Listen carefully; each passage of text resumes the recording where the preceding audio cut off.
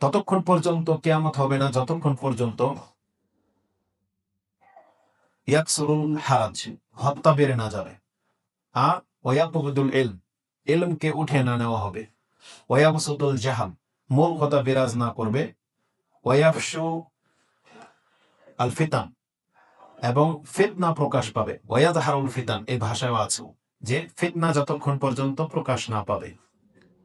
ফিতনা রাসূলুল্লাহ সাল্লাল্লাহু আলাইহি ওয়াসাল্লামের পরবর্তীতেই ওমর রাদিয়াল্লাহু তাআলা আনহুর যুগেই শুরু হয়ে গিয়েছিল, কিন্তু সেই ফিতনা বাড়তে বাড়তে এমন পর্যায়ে এসে পৌঁছেছে এবং এমন পর্যায়ে গিয়ে পৌঁছবে যে রাসূলুল্লাহ সাল্লাল্লাহু আলাইহি ওয়াসাল্লাম তিনি বলেছেন, একজন ঈমানদার তার ঈমানকে ধরে রাখা ওই রকম কঠিন হবে যেমন কোনো ব্যক্তি একটা আগুনের টুকরা হাতে রাখতে সক্ষম হয় না।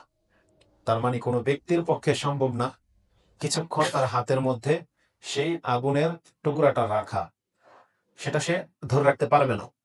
যদি সে ধরে রাখতে চেষ্টা করে তাহলে তার হাত তাকে হারাইতে হবে।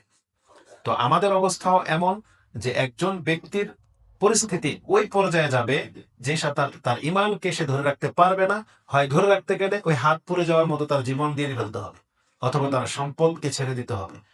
মানে তার কোনো না কোনো ক্ষতি তাকে মেনে নিতে হবে যদি সে ঈমানকে বাঁচাতে চায়।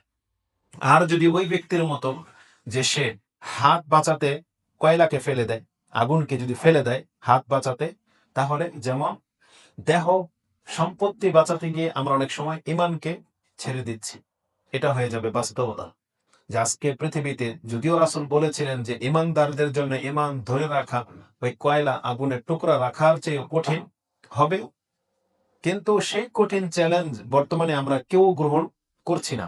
আমরা নিজের দেহ, নিজের সম্পত্তি, নিজেদের অর্থ এগুলোকে প্রাধান্য দিয়ে প্রয়োজন আমরা ঈমানকে ছেড়ে দিচ্ছি। আর এটা আপনি আমি হয়তো সাধারণ সেন্সে বুঝতাম না বা বুঝবো না, যদি এমন ব্যক্তিদের সাথে বসেন, এমন ব্যক্তিদের সাথে মিশেন, এমন ব্যক্তিদের কথা শোনেন, তখন বুঝতে পারবেন যে বাস্তবিকই আমরা অধিকাংশরাই এই চরিত্রের। কিন্তু আমি আর আপনি যেই সমাজে আছি, এই সমাজের মানুষ সাথে চলাফেরা করেন, সমাজের মানুষের চেয়ে আপনাকে আপনি বেটার মনে করবেন। কারণ আমি আর আপনি সালাত আদায় করতেছি, দাঁড়িয়ে রাখছি, তারা করে না। আমরা হারাম খাই না, মানে নেশা করি না, তারা নেশা করে। আমরা অবাধ মেলামেশার সাথে জড়িত না, তারা জড়িত। তখন মনে হবে কি যে আমরা ভালো আছি এদের তুলনায়। কিন্তু এদের পরিবেশে থেকে এদের সাথে মিশে আমাদের আখলাক, চরিত্র এবং ইবাদতের যে নমুনা, আমরা হয়তো বুঝতেই পারতেছি না যে কত জায়গায় আমরা ঈমানকে বিক্রি করে দিই। ওটা আমরা বুঝতে পারবো না। ওটা বুঝতে পারবো কখন? যখন আমাদের চাই বেটার কাউকে বা যারা দিন আমাদের চাইতে ভালো পালন করে এমন পরিবেশে এমন ব্যক্তিদেরকে যদি আমরা দেখি, তখন বুঝতে পারবো যে আমাদের ঘাটতিটা কি। তখন বুঝতে পারবো। যেমন আমরা অনেক সময় বক্তব্য করি, করার পরে ভালো লাগে, অনেকেই শেয়ার করে, লাইক করে বা যারা দোয়া করে, কিন্তু এমন কিছু ব্যক্তিরা আছে যাদের বক্তব্য শুনলে তখন আমাদের অবস্থা এই হয়, তখন বুঝতে পারি হায় রে বিদ্যা, আমাদের আর কি জ্ঞান আছে, তাদের ধার প্রান্ত আমরা নাই। সৌদি আরবে মাঝে মাঝে কিছু যে আপনার ভিডিওর মধ্যে সেই ক্লিপগুলো আসে, অন্ধ একটা ছেলে, অন্ধ, অল্প বয়সে, সে কুতুবে সিত্তা মুখস্থ। আর কুতুবে সিত্তা মুখস্থের নমুনাটা কি, কিভাবে বুঝে আপনাকে? তাকে প্রশ্ন করা হচ্ছে বুখারীর অমুক হাদিসটা কোন পর্বে আছে, সে বলে দিচ্ছে। তার পরের হাদিস কি, তাও বলে দিচ্ছে। তার আগের হাদিস কি, তাও বলে দিচ্ছে। তো বলছে বর্ণনাকারীকে, সেটাও বলে দিচ্ছে। আজীব। যদি আবু দাউদ, তিরমিজিতে ওই হাদিস হয়, তাহলে তার পরের হাদিসকে এবং হুকুম কি, কেন এটা জয়ীফ, সেটাও বলে দিচ্ছে। আপনি কি মনে করেন তাদের বিদ্যা বুদ্ধির কাছে আমরা কিছুই না? তাহলে এলমের উপরে যেহেতু এলম আছে, আলেমের উপরে যেহেতু আলেম আছে, ঠিক তেমনি দিন পালন করার ক্ষেত্রে জেনে নেন যে দিনদারের উপর দিনদার আছে। আমরা যতটুকু দিন নিয়ে বেঁচে আছি সেটা আমাদের কাছে অনেক অনেক কি অনেক। এই যে আমরা তো 5 ওয়াক্ত নামাজ পড়ি, আবার অনেকে গর্ব করে বলে আমি তো তাহাজ্জুদ করি, বলে না? কিন্তু বাস্তবিক অর্থে এই কিছু কিছু ইবাদত করলেই যে আমি আর আপনি দিনদার হয়ে গেছি, বিষয়টা তা না। বরং আমাদের দিনদারিত্বের দৌড় খুব কম। আমরা আমাদের স্বার্থের ক্ষেত্রে দিন পালন করি, কিন্তু দিন পালন করতে হবে দিনের মর্যাদা রক্ষা করেও। আমরা হয়তো দাঁড়িয়ে রেখেছি কিন্তু দাঁড়িয়ে কদর করি না। আমরা হয়তো নামাজ পড়ি কিন্তু উদাসীন। আমাদের বিদ্যা বুদ্ধি আছে কিন্তু সেটা জায়গায় জায়গায় থেমে যায়, মূর্খামি করি, আমরা মিথ্যা বলি, আমরা মানুষকে ঠকাই। তো এগুলো সব নিজের স্বার্থ, কিন্তু তারপরও নিজেকে দিনদার মনে হচ্ছে। কিন্তু বাস্তবিক এই পৃথিবীতে এমন সম্প্রদায় বা এমন ব্যক্তিরা আছে যাদের দিনদারিত্বের কাছে আমাদের দিন কিছুই না। তো ফিতনা এমন একটা ব্যাপার যে ফিতনা আমাদের সমাজে এমন ভাবে ছেয়ে গেছে যে আমি আর আপনি কবে যে মুনাফিকের মতো হয়ে আছি কিন্তু এটা অনুভব হয় না।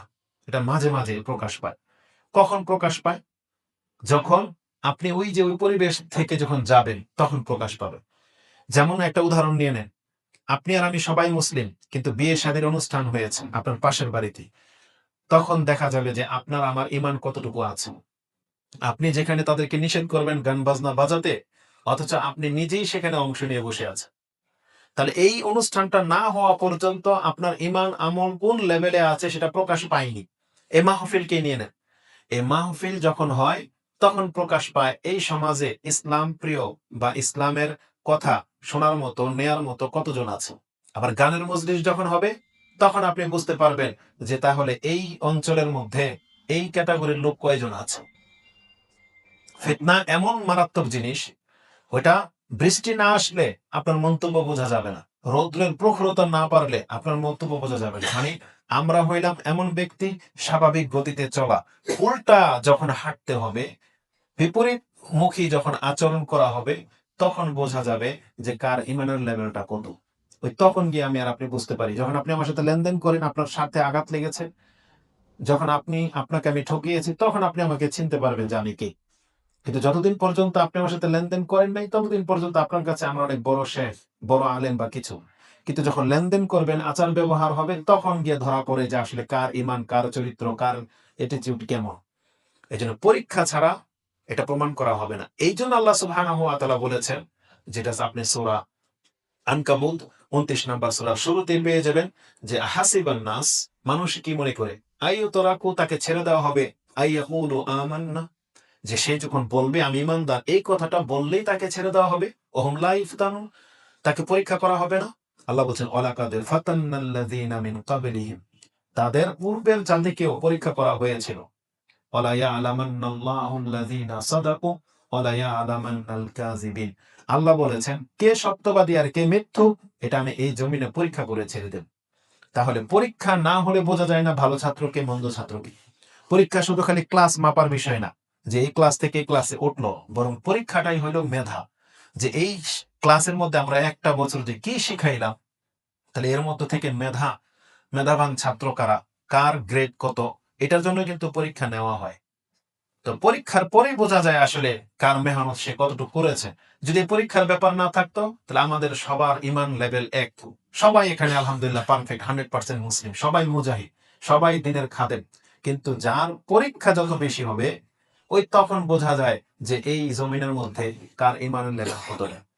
পরীক্ষা হয় আমাদের সমাজে, এই যে যেমন ইলেকশনের সময় পরীক্ষা মানে হচ্ছে পূজার সময়। যদি আমাদের সে পূজা না থাকতো তাহলে কে কত লেভেলের মুনাফেক এটা চেনা যেত না। ওই পূজার সময় প্রমাণ হয়ে গেছে কে ইমানদার আর কে মুনাফেক।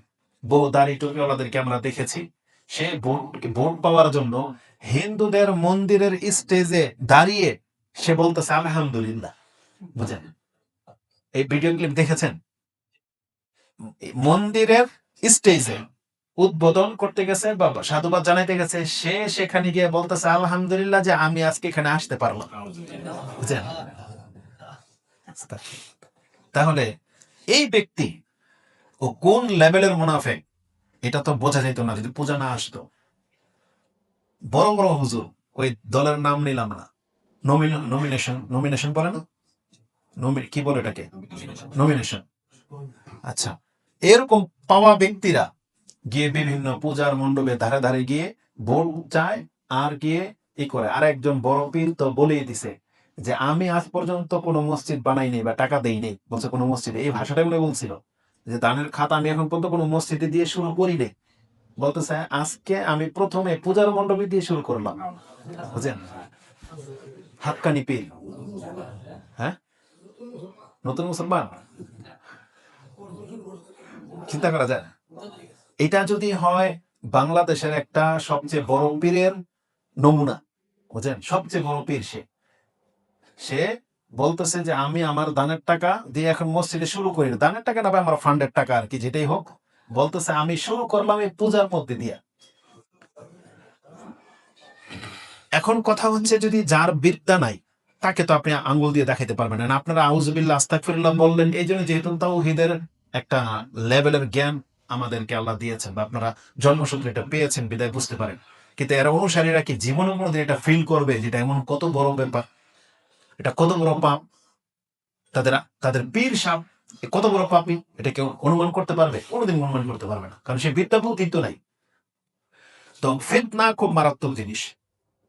এই জন্য এই ফিতনার সময় একজন মানুষের ঈমানকে ধরে রাখা, এটা আল্লাহ সুবহানাহু ওয়া তাআলার অনুগ্রহ ছাড়া আর কিছুই না। পুরা পৃথিবীতে মানুষ 1400 বছর পর মানে কত দল উপদল, কত লেভেলের মুনাফিক জন্ম নিয়ে হয়ে গেছে। আমি আর আপনি যদি একটু খালি মানে মাথাটাকে ঠান্ডা রেখে ভাবি যে এটা আল্লাহ সুবহানাহু ওয়া তাআলার পক্ষ থেকে আমার উপরে কত বড় অনুগ্রহ, যে আমি এই যুগে এসেও আমি ধর্মের উপরে আছি।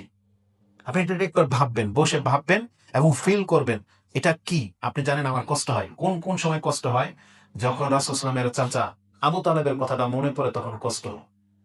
আপনাকে আল্লাহকে চিনতে হবে, আল্লাহকে কি চান, আল্লাহর পছন্দ অপছন্দনীয়, আল্লাহর শক্তি ক্ষমতা নিয়ে একটু ভাবতে হবে।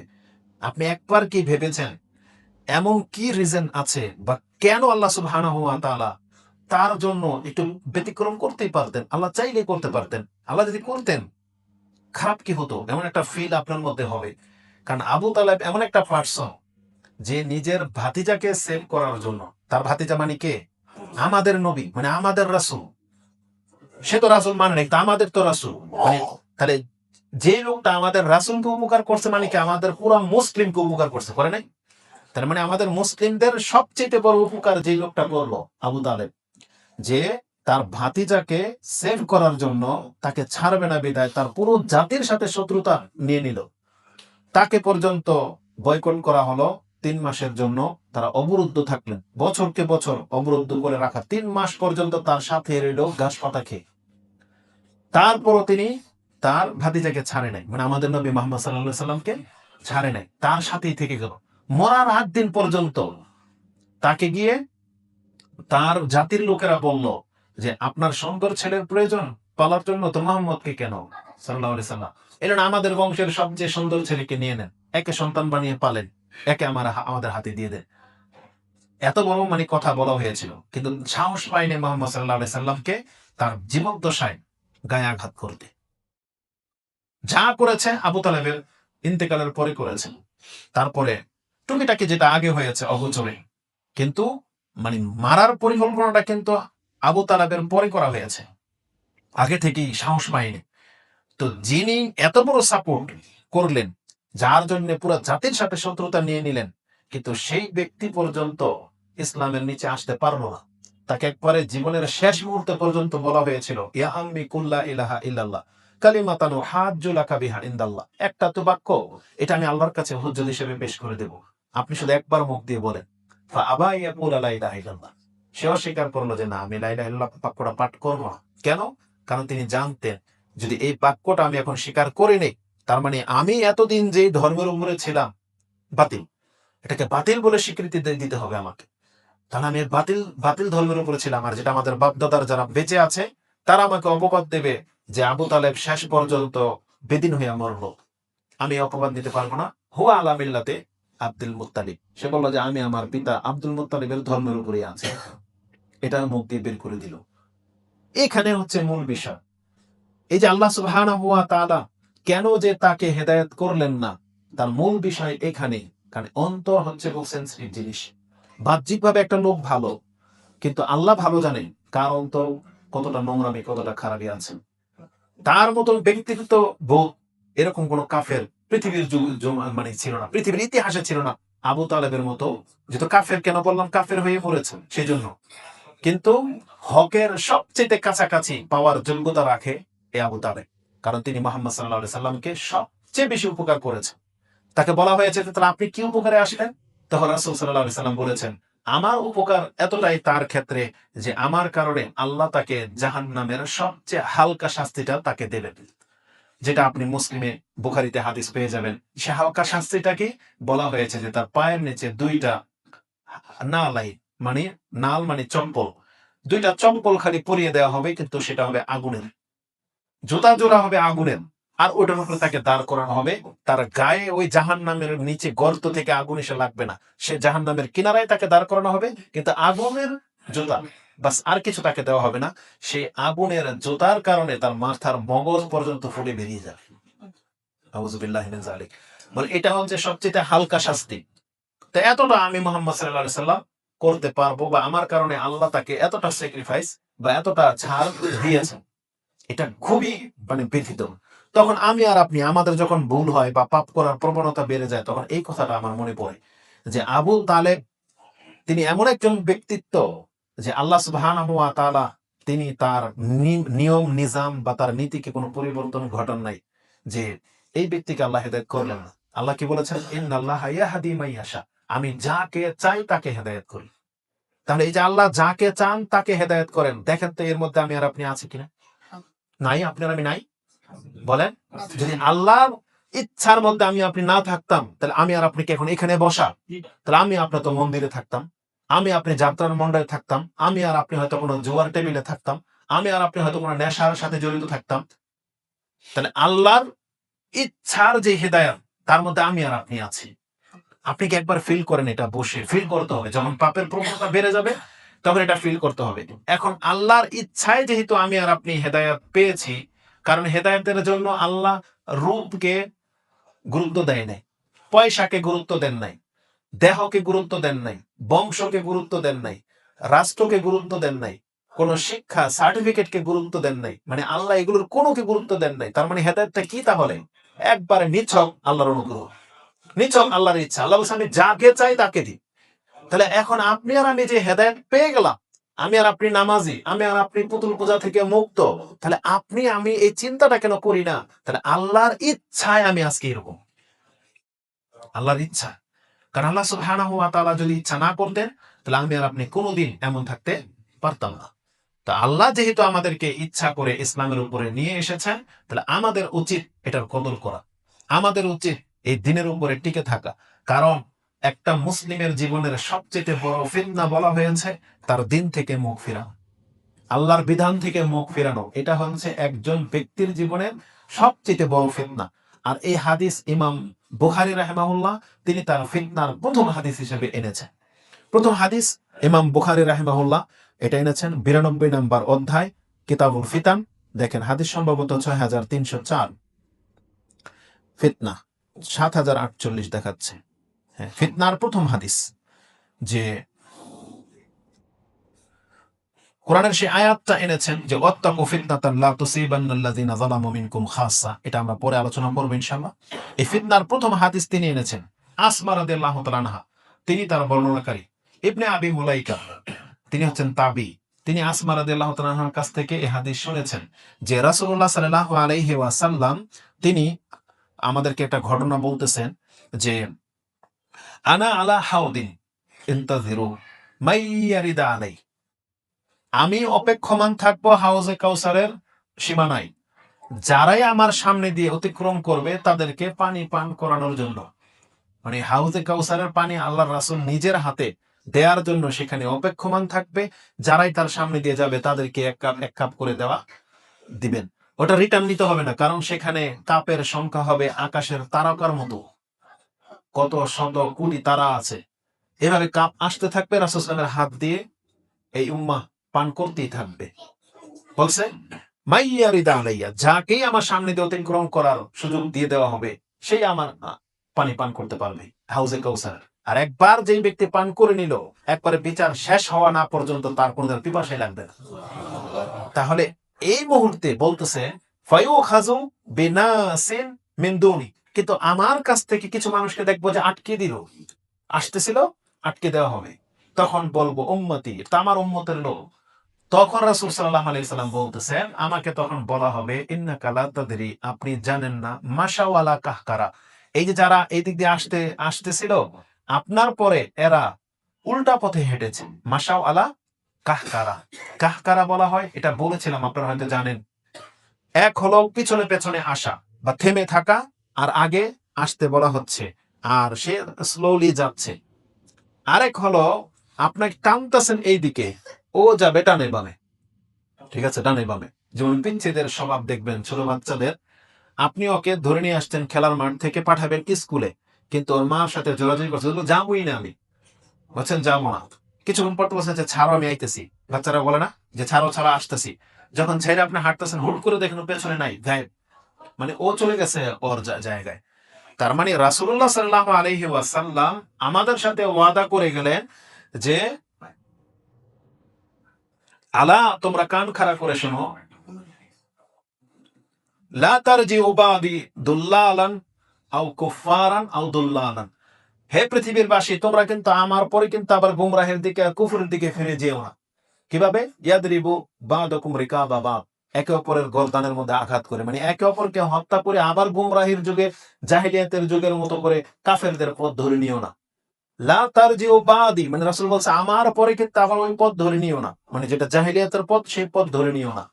তা রাসূল কিন্তু আমাদের সাথে ওয়াদা করে কিন্তু আগে বেড়ে গেছেন, চলে গেছেন, কিন্তু আরে এরা কই আসে না। ঠিক আছে, রাসূল সাল্লাল্লাহু আলাইহি ওয়াসাল্লাম অপেক্ষা করবেন হাউজে কাউসারের ময়দানে। এই জন্য যে কোনো হাদিসের মধ্যে দেখবেন ধৈর্যের কথা আছে। এই উম্মতকে বলা হয়েছে আস-সামঈ ওয়াত তাআ, তোমরা তোমাদের নেতাদের কথা, মানে রাষ্ট্রপ্রধান যিনি হবে তার কথা শুনবে এবং মানবে।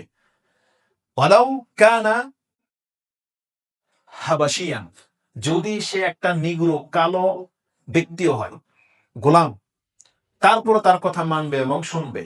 এবং বলা হয়েছে এবং তোমরা ধৈর্য ধারণ করবে হাত্তা আলাল হাউজ, আমার হাউজে এসে সাক্ষাৎ না করা পর্যন্ত।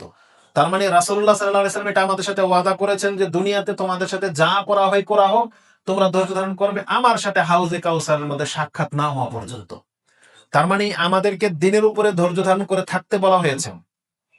কতক্ষণ পর্যন্ত? ওই যে রাসূল সাল্লাল্লাহু আলাইহি ওয়াসাল্লাম আমাদের জন্য অপেক্ষা করতেছেন, সেই জন্য আমাদেরকে বলছে তোমরা কিন্তু ক্ষমতার লোভে, দুনিয়ার জন্য, দুনিয়া পাওয়ার জন্য কিন্তু এই পথ কিন্তু ছাড়বা না, ধৈর্য ধারণ করে থাকো, আমার সাথে তোমাদের সাক্ষাৎ হবে, বলে চলে গেলেন। ঠিক ওই যে আটকে দেওয়া হবে, ফেরেশতারা বলবে মাশাআল্লাহ কাহকারা, এরা তো আপনার দিন থেকে মুখ ফিরিয়ে নিয়েছিল, উল্টা পথে হেঁটেছে। এখন উল্টা পথে যে হেঁটেছে, এটার আগে একটু দোয়া করে নিই। এই কথাটা যেমন আমাদের কানেও শুনলাম, আমরা যখনই কোনো ধরেন বিপর্যয়ের কথা শুনি, বড় ধরনের ঘাটতির কথা শুনি, লস লেগে যাওয়া, আগুন লেগে যাওয়া, অনেক কিছুই কিন্তু আমরা শুনি, কিন্তু আমাদের চরিত্রের মধ্যে এটা নাই, হয়তো আমরা বুঝি না অথবা আমরা এটা বলি না। যেমন জান্নাতের কথা শুনি, জাহান্নামের কথা শুনি, রাসূল সাল্লাল্লাহু আলাইহি ওয়াসাল্লামের সুন্নাহ কি?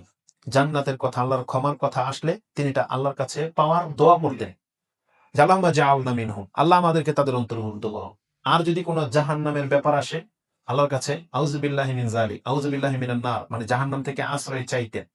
যে কোনো বিপর্যয়, সাহাবায়ে কেরামদের চরিত্র এটা আছে। লস লেগে গেছে, আউযু বিল্লাহি মিন যালিক। বড় মারাত্মক অ্যাক্সিডেন্ট হয়ে গেছে, আপনি বলবেন আউযু বিল্লাহি মিন যালিক, আমার সাথে যেন এটা না হয়। তো এই যে এই হাদিস যখন বর্ণনা করা হচ্ছে, আসমা রাদিয়াল্লাহু তাআলা আনহা আর শুনেছেন ইবনে আবি মুলাইকা, তিনি হচ্ছেন তাবি, তিনি চট করে আল্লাহর কাছে দোয়া করেন, আল্লাহুম্মা ইন্নী আউযু বিকা আন নারজি আলা আকাবিনা আও নুফতিনা আন দীনিনা। আল্লাহ, আমরা তোমার কাছে আশ্রয় চাচ্ছি দিনের ক্ষেত্রে ফিতনায় পড়া থেকে এবং দিন থেকে মুখ ফেরানো থেকে। মানে আমরা দিনের ক্ষেত্রে ফিতনায় পড়তে চাই না, আর দিন থেকে আমরা মুখও ফিরাইতে চাই না। আমরা যেন মুখ না ফিরাই, আমরা যেন ফিতনায় না পড়ি। আল্লাহ, আমরা তোমার কাছে আশ্রয় চাই না। তাহলে সাথে সাথে আশ্রয় চাইতে হবে। যে কোনো বিপর্যয়ে কারো সাথে ঘটেছে, যেমন আমরা কি জানি ইহুদিরাই সুদ খায় বা এই অঞ্চলের সবাই খারাপ, তখন বলতে হবে আউযু বিল্লাহি মিন যালিক, আমরা যেন এদের মতো না হই। তো এটা হচ্ছে দোয়া। তো ইবনে আবি মুলাইকা তিনি বলতেছেন যে আমরা আল্লাহর কাছে আশ্রয় চাই দিন থেকে, মুখ ফিরানো থেকে। আর এটা হচ্ছে দিনের ফিতনা, এটা হচ্ছে দিনের সবচেয়ে বড় ফিতনা, যে আপনি দিন থেকে মুখ ফিরিয়ে উল্টা পথে হাঁটতেছেন।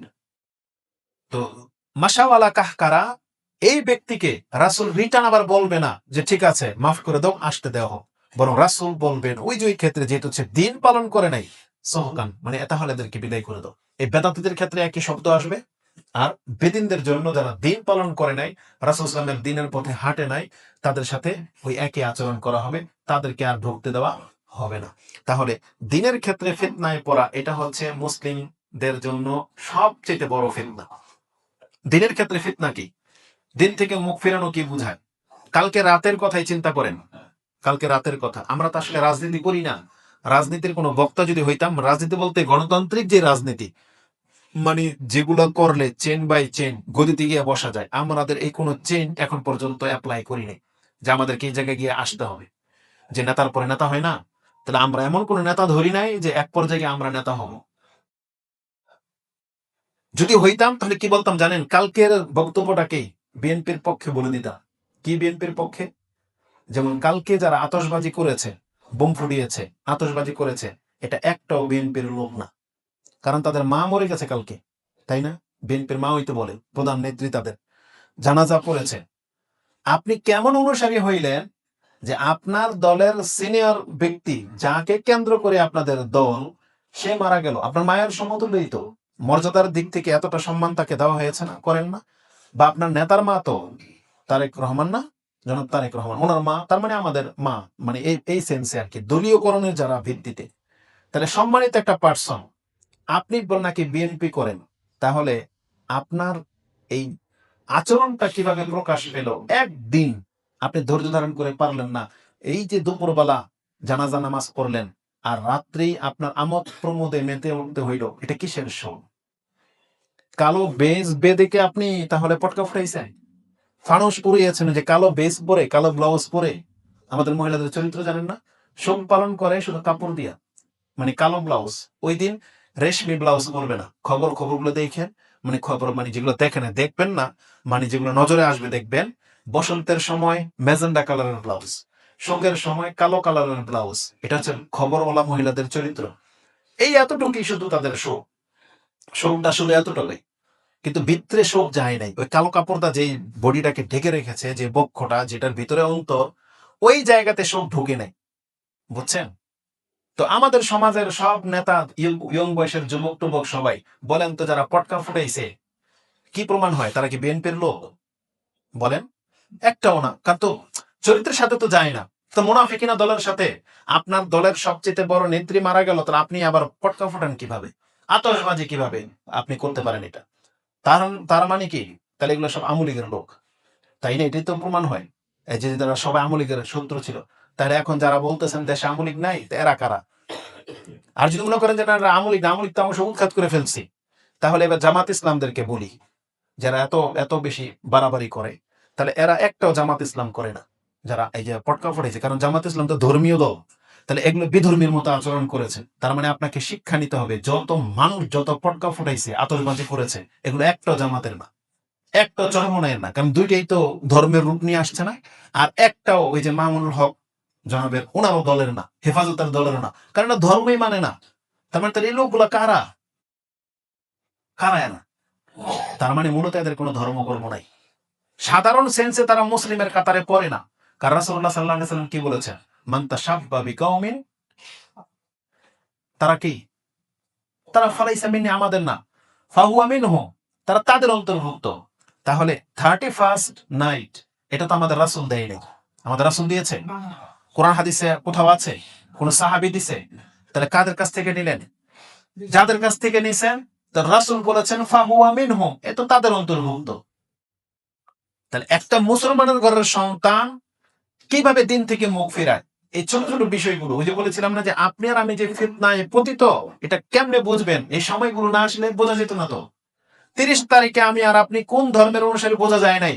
ওই 31 তারিখে আসলেই আল্লাহ প্রমাণ করে দিয়েছে। আল্লাহ বলেছে না, ওয়ালা ইয়ালামান্নাল্লাহুল্লাযীনা সাদাকু ওয়ালা ইয়ালামান্নাল কাযিবিন, কে সত্যবাদী আর কে মিথ্যুক, এটা আমি প্রমাণ করে দেব। আল্লাহ বলছে হবে, অপেক্ষা করো। এই যে 31 তারিখে প্রমাণ করে দিয়েছেন আল্লাহ সুবহানাহু ওয়া তাআলা। তার মানে যখন যে সময়টা আসে, আল্লাহ প্রমাণ করে দেয়। এই যে 5 ওয়াক্ত আজান হচ্ছে, এই আজান মানুষকে প্রমাণ করে দেয় যে কে মুসলিম আর কে মুসলিম না। হুকুম মহিলাদের ক্ষেত্রে, যারা পর্দা করে তারা ইসলামের বিধানকে মানলো, যারা পর্দা করে না তারা ইসলামের বিধানকে মানে না। তা আল্লাহ সুবহানাহু ওয়া তাআলা স্পষ্ট বলে দিয়েছেন কে সত্যবাদী কে মিথ্যুক, এটা বিভিন্ন আমলের দ্বারা প্রমাণ আল্লাহ করে দিবেন। তো একজন ব্যক্তির সবচেয়ে বড় ফিতনা হচ্ছে তার দিন থেকে সে মুখ ফিরিয়ে নেওয়া, দিনের বিধানগুলোকে সে উপেক্ষা করে চলা। এটা হচ্ছে একজন ব্যক্তির জীবনের সবচেয়ে বড় ক্ষতি। আর আমি যদি শুধু আজকে এই বিষয়টা নিয়ে কথা বলি, আমার আর অন্য কোনো দিকে যাওয়ার দরকারই নেই। যেমন ব্যক্তি বিশেষকে একটু টোকা দিয়ে দিই, তারপর আবার এখানে ফিরে আসবো। সেটা কি? মুসলিমদের জন্য সবচেয়ে বড় ফিতনা হচ্ছে দিন থেকে মুখ ফিরানো। পুরুষের জন্য সবচেয়ে বড় ফিতনা রাসূল বলেছেন নারী। বলেছে না? মা তারাক্তু বাদি ফিতনাতান আদাররু আলা রিজাল মিনান নিসা। আমি আমার পরে পুরুষের জন্য এর চাইতে বড় কোনো ফিতনা ছেড়ে যাচ্ছি না যতটা বড় ফিতনা একটা পুরুষের জন্য একটা নারী। এর উল্টাটাও ঠিক, একটা নারীর জন্য বড় ফিতনা হচ্ছে পয়সাওয়ালা পুরুষরা, সুন্দর পুরুষরা, নেতা টাইপের পুরুষরা, গায়ে শক্তি আছে এমন পুরুষ, এগুলো সব হচ্ছে মহিলাদের জন্য ফিতনা। পয়সাওয়ালা দেখতে পাইলে মহিলাদের অর্ধেক ইমান ওখানেই শেষ। ইমান শেষ হয়ে যায় তাদের সাথে বিয়ে বসলে। পয়সা তো আছে, জামাই নেশা করে, জুয়া খেলে, বেনামাজি, কোনো সমস্যা নেই, পয়সা তো আছে, সে আর এই স্বামীকে ছাড়তে পারে না। এটা অধিকাংশ মহিলাদের ফিতনা, যে সে একটা পয়সাওয়ালা, অর্থ সম্পত্তি, বিত্তশালী কোনো পুরুষ পেয়ে গেছে। এখন এ লম্পট হোক, এমনও মহিলাদের কথা আমরা শুনেছি তার স্বামী তাকে হয়তো বছরে 5 বার তালাক দেয়, আবার পিটায়ও, কিন্তু পয়সা আছে, এখন একে ছাড়বে না। এমনও স্ত্রী আছে তার স্বামী ডাইরেক্ট সে অন্য মহিলাদের সাথে হোটেলে রাত কাটায়, এ জানে, তারপরে ছাড়তে পারতেছে না, বলতেছে তোমার পছন্দ না হলে তুমি যেতে পারো, যাবে নাও। বুঝছেন? এগুলো হচ্ছে ফিতনা। আর আর আমরা সবাই জানি পুরুষদের জন্য মহিলা মানে ফিতনা, এটা সবাই জানেন, এটা এক্সপ্লেন করে বুঝাইতে হবে না। তার এটা তো পার্সোনাল ফিতনা। যেমন পুরুষের জন্য বা মহিলার জন্য আরেকটা ফিতনা হচ্ছে সম্পদ। সম্পদ হচ্ছে সবার জন্য ফিতনা, এ পুরো উম্মার জন্য ফিতনা। এটা রাসূল সাল্লাল্লাহু আলাইহি ওয়াসাল্লাম বলেছেন, লিকুল্লি উম্মাতিন ফিতানু, প্রত্যেকটা উম্মতের জন্য কিছু ফিতনা। ফিতনা মানে কিন্তু পরীক্ষা। ফিতনা মানে হচ্ছে তার ঈমানকে ঠিক রাখা যোগ্যতা তার আছে কিনা নাই। প্রত্যেক জাতিতেই ফিতনা ছিল, আল্লাহ বিভিন্ন ভাবে পরীক্ষা করেছেন। কিন্তু রাসূল সাল্লাল্লাহু আলাইহি সাল্লাম বলতেছেন আমার উম্মতের জন্য এক বিশেষ ফিতনা হচ্ছে সম্পদ। ও ফিতনাতিল উম্মাহ আল মাল, আমার সম্পদের মানে ফিতনা হচ্ছে সম্পদ। এটা একটা খাস মানে, যতজন পুরুষ আমরা আছি, অনেকে হয়তো নেশা থেকে মুক্ত, অনেকে হয়তো জুয়া থেকে মুক্ত, অনেকে হয়তো নারী থেকেও মুক্ত, কিন্তু পয়সার ফিতনার তাকে পেয়ে বসেছে। তো কোনো না কোনো ফিতনা আমাদের চারপাশে ঘুরপাক খাচ্ছে। ব্যক্তি পর্যায়ের ফিতনা হচ্ছে সন্তান। এই জন্য আল্লাহ সুবহানাহু ওয়া তাআলা কিন্তু কোরআনে উল্লেখ করে দিয়েছেন যে ইন্নামা আমওয়ালুকুম ওয়া আওলাদুকুম ফিতনা, নিশ্চয়ই তোমাদের সন্তান এবং তোমাদের সম্পদ হচ্ছে তোমাদের জন্য ফিতনা। যেমন আল্লাহ এই জন্য মুমিনদেরকে খাস ভাবে বলেছে, এটা তো মানুষের চরিত্র, মানে মানুষের জন্য ফিতনা হচ্ছে নারী, মানুষের জন্য ফিতনা হচ্ছে সম্পদ, মানুষের জন্য ফিতনা হচ্ছে সন্তান। কিন্তু আল্লাহ বলতেছেন মুমিনদের জন্য না। মুমিন হলে সে নারীর ফিতনায় পড়বে না, মুমিন হলে সে সম্পদের ফিতনায় পড়বে না, মুমিন হলে সে সন্তানের ফিতনায় পড়বে না। কারণ একজন মুমিন কোন মুমিন? ইব্রাহিম আলাইহিস সালামের মতন মুমিন। সে 80 বছর পর্যন্ত, 100 বছর পর্যন্ত সন্তান পান নাই, কিন্তু তিনি ফিতনায় পতিত হন নাই, কারণ তিনি সন্তান পাওয়ার জন্য কোনোদিন শিরিক করে নাই। মুমিন বলতে কেমন মুমিন? ঈসা আলাইহিস সালাম, ইয়াহইয়া আলাইহিস সালাম এবং সমস্ত আম্বিয়াদের মতো মুমিন, যাদেরকে কোনো নারী ফিতনায় ফেলতে পারেনি, এইরকম মুমিন। মুমিন বলতে কেমন মুমিন? যারা কখনো সম্পদের ফিতনায় পড়ে না। এরকম নজির পৃথিবীতে নবীদের ছাড়াও অনেক ব্যক্তিরা ছিল, পুরো সাহাবীর টিম, সাহাবা একরাম, তারা কেউ নারী সম্পদ এগুলোর ফিতনায় পড়েন নাই। দুই একজনের ঘটনা পাওয়া যায় যারা ইসলাম গ্রহণ তো করেছিল, কিন্তু শেষে মুরতাদ হয়ে মরেছে, পয়সার কারণে চলে গেছে। তাহলে আল্লাহ সুবহানাহু ওয়া তাআলা মুমিনদেরকে খাস করে এই কথাটাই বলেছেন, ইয়া আইয়ুহাল্লাযীনা আমানু লা তুলহিকুম আমওয়ালুকুম ওয়ালা আওলাদুকুম আন যিকরিল্লাহ ওয়া মান ইয়াফআল যালিকা ফাউলাইকা হুমুল খাসিরুন।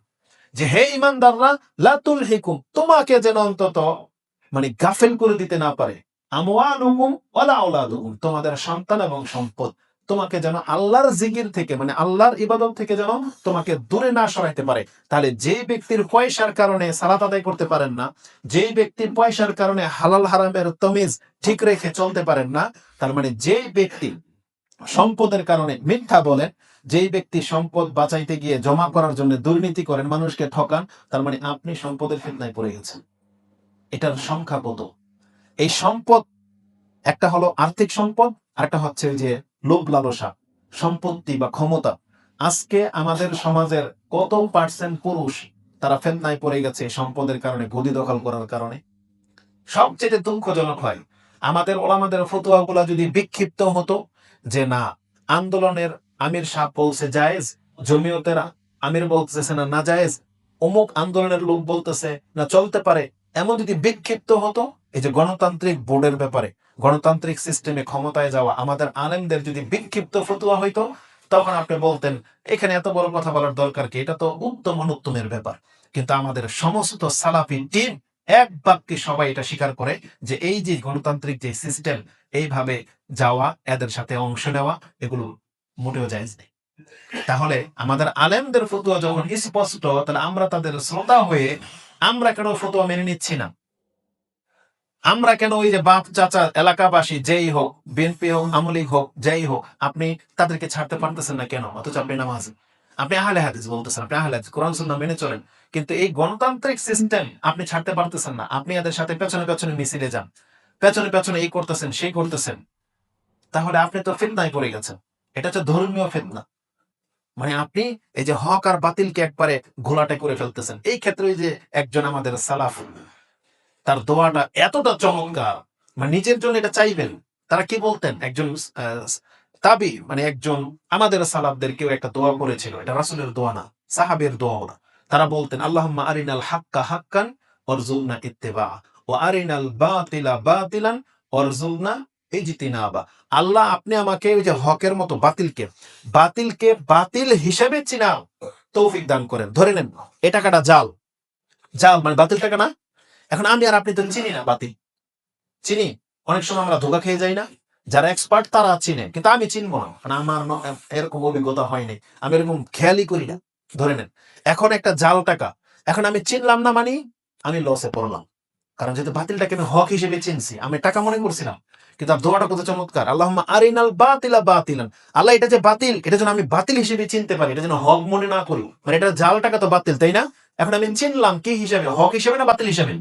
বাতিল হিসেবে। তাই এটা আপনি জিতে গেলেন, ঠকলেন না, কারণ আপনি ধরা মাত্রই বুঝতে পারলেন এটা তো জাল। তাহলে বাতিলটাকে বাতিল হিসেবে চিনতে পারছেন। এখন যখন চিনলেন, আরেকটা কাজ করতে হবে, সেটা কি?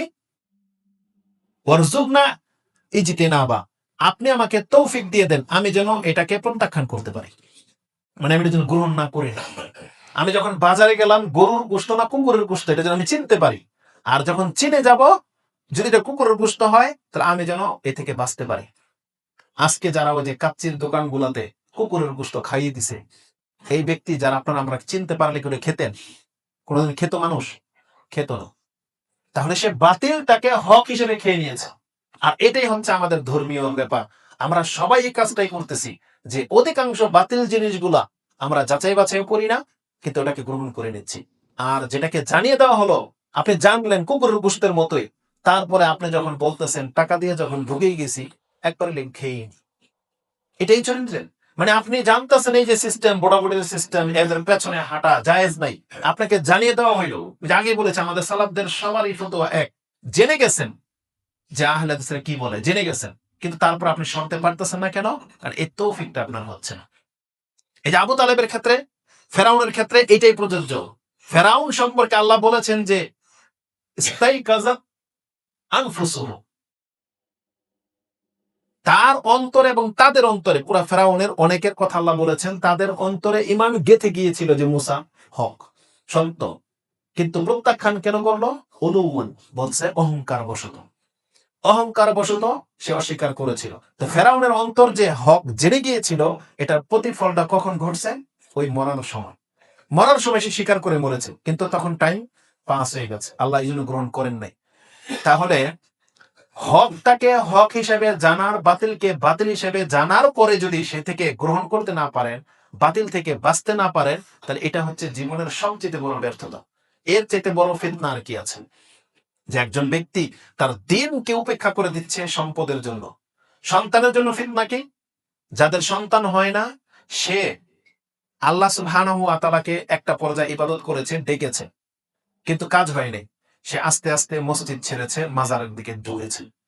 পৃথিবীর মেজর, আপনারা বলবেন না যে আমাদের এলাকায় এগুলো হয় না, এটা যদি নেটের মাধ্যমে পুরো বাংলার মানুষের কাছে যাবে, তার মানে অধিকাংশদের মেজর, যেখানে যেই ঘটনাটা আল্লাহ কোরআনে উল্লেখ করেছে, সূরা বাকারাতে আছে সম্ভবত, যে আল্লাহ সুবহানাহু ওয়া তাআলা যখন একজন ব্যক্তিকে সন্তান দিলেন, তারপরে সে সন্তান পাওয়ার পরে সে শিরকে লিপ্ত হলো। তার মানে আল্লাহ একটা এক্সাম্পল দিয়েছেন। কেউ বলেছে এটা আদম আলাইহিস সালামের ঘটনা, বলছে কেউ না, বলছে কোন এক ব্যক্তির বনী ইসরাঈলদের ঘটনা, যে সন্তান পাওয়ার পরে সে শিরিক করেছে। তা আল্লাহ যে বলেছেন তোমাদের সন্তান হচ্ছে তোমাদের জন্য ফিতনা, আজকে এটা আপনি হারে হারে টের পাবেন। যাদেরকে আল্লাহ মাত্র 4-5 বছর হয়েছে বিয়ে দেয় না, এই সন্তানকে কেন্দ্র করে বাপ মা দাদা দাদি নানা নানি সব ফিতনায় পড়ে যায়। ওই শাশুড়ি মহিলাটা, এই শাশুড়ি ওই পোলার বউকে টানা দিতে থাকে যে কি একটা বিয়ে করে আনছে, বংশের আলো নাই কিছু নাই, কতদিন হয়ে গেল বাচ্চা টাচ্চা হয় না, এই শুরু হয়ে গেল ঝগড়া সন্তানকে কেন্দ্র করে। অথচ এটার ক্ষমতা না বাবার আছে না মায়ের আছে, কারো নাই। উপরন্ত বাপ মাও পেরেশান যে কথা থেকে বাঁচবো কিভাবে সন্তান পাওয়ার জন্য, তারপরে গিয়ে সে শিরিক করে তাবিজ কবজ টুকা জাল ফুল সবকিছুর মধ্যে লিপ্ত হয়। আর আমরা যারা সন্তান পেয়ে গেছি, আমাদের ফিতনা কি? আমাদের ফিতনা হচ্ছে সন্তান ইবাদত করে না, আল্লাহকে চিনে না, কিন্তু আমরা ওদেরকে কিছুই বলতেছি না। ওদেরকে সুখে রাখার জন্য, সন্তুষ্ট রাখার জন্য মোবাইলে গেমস খেলবে, সবকিছু করবে, কিন্তু ইবাদতের ক্ষেত্রে আমরা একেবারে উদাসী। ওদেরকে আমরা ইসলামের বিন্দু মাত্র কোনো শিক্ষা দিচ্ছি না। তাহলে এটা হচ্ছে আমাদের সন্তানের ক্ষেত্রে ফিতনা, কারণ এর জন্য কাল কিয়ামতের দিন আমাদেরকে আবার জিজ্ঞাসা করা হবে। তাহলে একটা ব্যক্তির জন্য এই অ্যাঙ্গেল থেকে ফিতনা হতে পারে। এই জন্য এগুলো জাস্ট আপনারা জানেন। তা আমি মূল ফিতনাতে আসি, সেটা কি বলেছিলাম? দিনের ক্ষেত্রে ফিতনা, মুসলিম হওয়া সত্ত্বেও দিনকে উপেক্ষা করে চলা, এটা আপনাকে নতুন আঙ্গিকে দিয়ে একটা কথা বলুন, এটা কালকে মাত্র আমি জেনেছি। কারণ আগামীকাল চিটাগাং একটা বক্তব্য আছে, সেখানে দেওয়া হয়েছে ইত্তেবায়ে সুন্নাহর গুরুত্ব এবং বিদআতকে ভয়াবহতা সম্পর্কে। এটা রেডি করতে গিয়ে হঠাৎ করে কালকে কয়েকটা হাদিস চলে পড়লো। ইসলামটাকে আপনি কিভাবে নিচ্ছেন? মুহাম্মদ সাল্লাল্লাহু আলাইহি ওয়াসাল্লামকে আপনি যে রাসূল বললেন, এখন আপনার কাছ থেকে এই মুহাম্মদ সাল্লাল্লাহু আলাইহি ওয়াসাল্লামের মানটা কিভাবে রক্ষা করতে হবে, এটা আপনি কোনো কদরই কেন করতেছেন না? এই সম্পর্কে কয়েকটা কথা বলবো আপনাকে। ইমাম বুখারী রাহিমাহুল্লাহ তিনি তার 96 নাম্বার পর্ব করেছেন। 96 নাম্বার পর্বটা হচ্ছে ইতিসাম বিল কিতাবি ওয়াস সুন্নাহ, কোরআন এবং সুন্নাহকে আঁকড়ে ধরা সম্পর্কে। তাতে তিনি বেশ কিছু হাদিস এনেছেন। তার মধ্যে একটা হাদিস হচ্ছে আপনার ইবনে বারজা। ইবনে বারজা একজন সাহাবী, তিনি বলতেছেন পৃথিবীর মানুষকে, আমাদেরকে বলতেছেন, ইন্নাল্লাহা আগনাকুম আও ইন্নাল্লাহা আগনাকুম, আল্লাহ তোমাদেরকে ধনী করেছেন, ওয়া নাআশাকুম বিল ইসলামি ওয়া বি মুহাম্মাদিন সাল্লাল্লাহু আলাইহি ওয়াসাল্লাম। হে পৃথিবীবাসী তোমরা শোনো, আল্লাহ তোমাদেরকে ধনী করেছেন, ধন্য করেছেন, সম্মানিত করেছেন, অমোখাপেক্ষী করেছেন। কি দিয়ে? বিল ইসলাম, ইসলাম দিয়ে, এবং মুহাম্মদ সাল্লাল্লাহু আলাইহি ওয়াসাল্লামকে দিয়ে।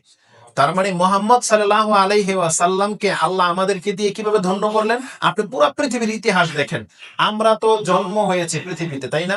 এই জন্মটা মুসা আলাইহিস সালামের যুগে হইতে পারতাম, ঈসা আলাইহিস সালামের যুগে হইতে পারতাম, আদম আলাইহিস সালামের যুগে হইতে পারতাম, কিন্তু আল্লাহ আমাদেরকে মুহাম্মদ সাল্লাল্লাহু আলাইহি ওয়াসাল্লামের যুগে পৃথিবীতে সৃষ্টি করেছেন। তাহলে মুহাম্মদ হচ্ছে শ্রেষ্ঠ রাসূল। তাহলে শ্রেষ্ঠ রাসূলের যুগে আপনার আমার ঈমানের উপরে জন্ম হয়ে যাওয়াটা, এটা কত বড় অনুগ্রহ আপনি বলেন। তাগনাকুম, আল্লাহ তোমাদেরকে ধনী করেছেন এই মুহাম্মদ সাল্লাল্লাহু আলাইহি ওয়াসাল্লামের মাধ্যমে। আর কি বলেছেন? অবিল ইসলাম, ইসলামের মাধ্যমে। তার মানে ইসলাম দিয়ে আমাদেরকে অমোখাপেক্ষী কিভাবে বানানো হয়েছে? তার মানে ইসলাম এমন একটা জীবন ব্যবস্থা, আপনি জোতা পরা থেকে নিয়ে শুরু করে একবারে রাষ্ট্র কিভাবে পরিচালনা করবেন, প্রত্যেকটা নীতিমালা আল্লাহর পক্ষ থেকে নাজিলকৃত।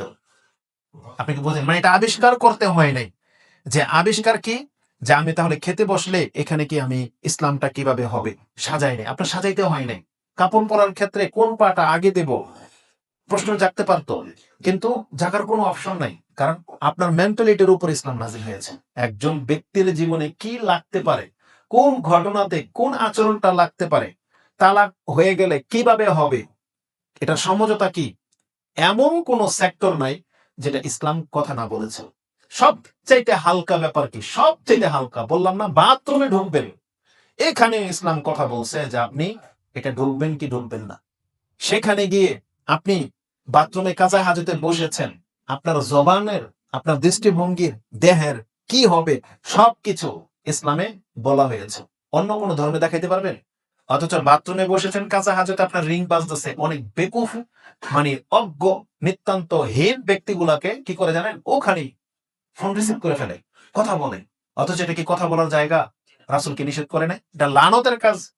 যে এই অবস্থায় আল্লাহর জিকির তো দূরের কথা, কথা বলাই যাবে না, কথা বলাই যাবে না। মুহাম্মদ সাল্লাল্লাহু আলাইহি সাল্লাম প্রস্রাব করতে বসেছেন, তাকে সালাম দেওয়া হয়েছে, কথা বলেন নাই, কথাই বলেন না রাসূলুল্লাহ সাল্লাল্লাহু আলাইহি ওয়াসাল্লাম। এবং পরবর্তীতে তিনি উঠে এসে ইস্তেনজা করে ওযু করার পরে সালামের জবাব দিয়েছেন এবং বলেছেন, নেক্সট টাইম যদি এভাবে সালাম দাও, আমি তোমার সালামের জবাব কিয়ামত পর্যন্ত দেব না। বুঝলেন? এটা কথা বলার জায়গা না। তার মানে ইসলাম এটাও আমাদেরকে শিখাইছে। তাহলে আপনি বলেন তো দেখি, যে ইসলাম দাবিদার আমরা, মুসলিম হইলেন, এই ইসলাম কোন দিক সম্পর্কে আপনাকে অবগত করেন নাকি? আপনি একটা রাত যাপন করবেন, কিভাবে করবেন করা হয়েছে। বছর আসবে না, মাস আসবে না, সপ্তাহ আসবে, কখন কি করতে হবে আপনি বলেন তো দেখি, ইসলাম এখানে কথা বলেনি? সব ক্ষেত্রে ইসলাম কথা বলেছে। এবার আপনি সেই কথাগুলোকে ব্যক্তির জীবনে নিয়ে আসেন। আপনি বলতেছেন মুসলিম, কিন্তু আপনার ঘুম ভাঙে কয়টায়? আপনি এটা জীবনের সাথে মিলা। ঘুম ভাঙার পরে আপনারও মুখ দিয়ে সর্বপ্রথম কোন বাক্যটা আপনি উচ্চারণ করেন? আপনি যদি বলেন, জিজ্ঞেস করেন, আমি তো অল্প বিদ্যা রাখি, আমি না পারলে আমাদের শেখেরা জবাব দিবে, এক্সপার্ট লোক আছে, ইসলামের এক্সপার্ট লোক আছে। কিন্তু এখানে যতটুকু জানি ততটুকুর ভিত্তিতে বললাম যে আপনার যদি প্রশ্ন থাকে যে হ্যাঁ, আমি প্রথম আমার ঘুম ভাঙার পরে আমার জবান দিয়ে কি বেরোবে, এটা কি ইসলাম বলেছে? আমি বলবো হ্যাঁ বলেছে, ইসলাম বলেছে। সর্বশেষ বাক্যটা আপনার যখন বিছানায় যাবেন, আপনার চোখ বন্ধ করে সর্বশেষ বাক্যটা আপনার কি হবে, এটা ইসলাম বলেছে।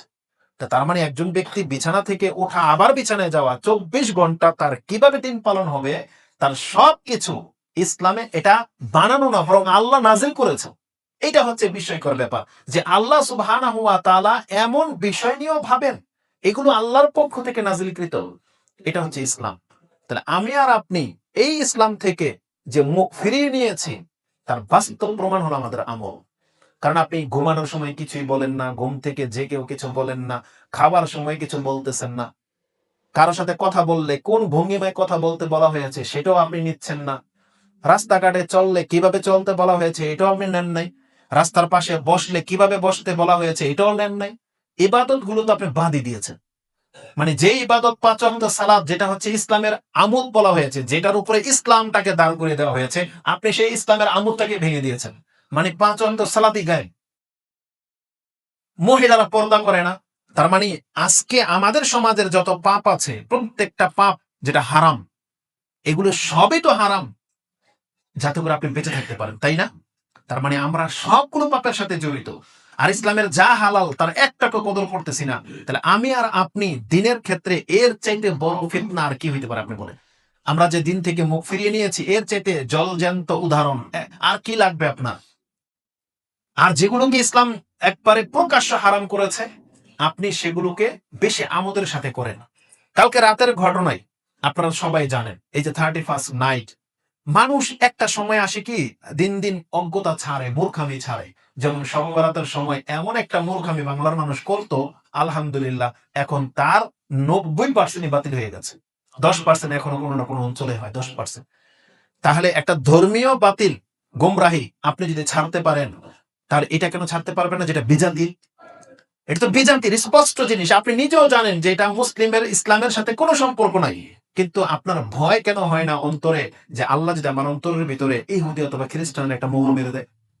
আপনি হয়তো বড় হবেন, খাচ্ছেন দাচ্ছেন মুসলিম সমাজে, মুসলিমের ঘরে, মুসলিম দেশে,